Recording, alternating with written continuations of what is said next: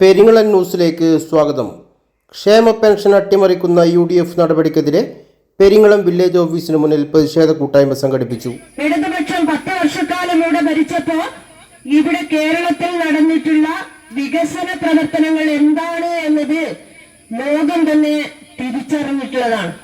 പക്ഷെ ആ ഒരു സാഹചര്യത്തിലും കേരളത്തിലെ ഒരു വിഭാഗം ജനങ്ങളെ സംബന്ധിച്ചിടത്തോളം ഒരു മാറ്റം അനിവാര്യമാണ് എന്ന് ചിന്തിച്ചതിന്റെ ഭാഗമായിട്ടാണ്, അതിന്റെ ഒരു മറുപടിയാണ്, എങ്ങോട്ടാണ് കേരളം ഇന്ന് പോകുന്നത് എന്നതിന്റെ ഒരു മറുപടിയാണ് ഇന്ന് നമ്മൾ ഇവിടെ ചേർന്നിട്ടുള്ള ഈ കൂട്ടായ്മയുടെ ഉത്തരം എന്ന് പറയുന്നത്.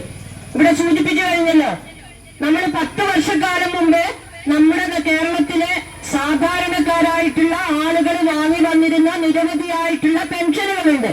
ഇവിടെ എന്റെ മുന്നിലിരിക്കുന്ന ആളുകളെ സംബന്ധിച്ചിടത്തോളം അവർക്ക് ഓർമ്മയുണ്ടാവും, 10-18 മാസം പെൻഷൻ കിട്ടാതെ ഇവിടെ നരകയാതന അനുഭവിച്ചിരുന്ന ഒരുപാട് പേർ.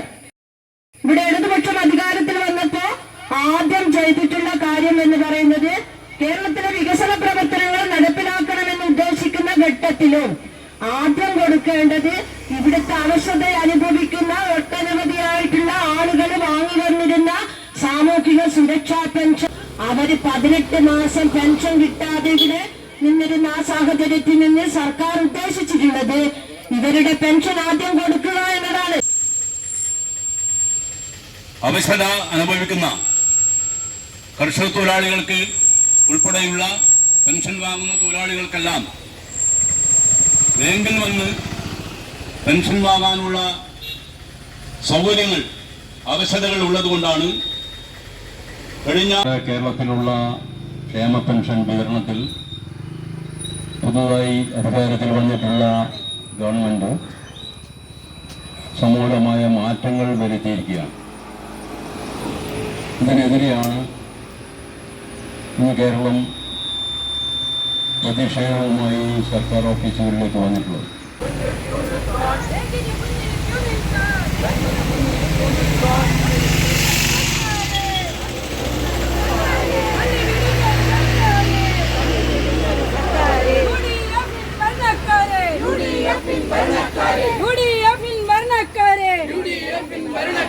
പെൻഷൻകാരുടെ കണ്ണീരിൽ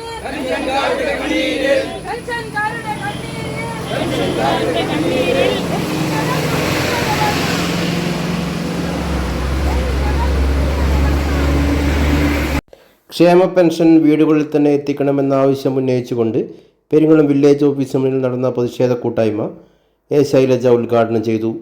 K. Balan, KP Rameshan master എന്നിവർ സംസാരിച്ചു. Sheeba Kannambrath, MO Sahadevan, K. Dasan master എന്നിവർ പരിപാടിക്ക് നേതൃത്വം നൽകി.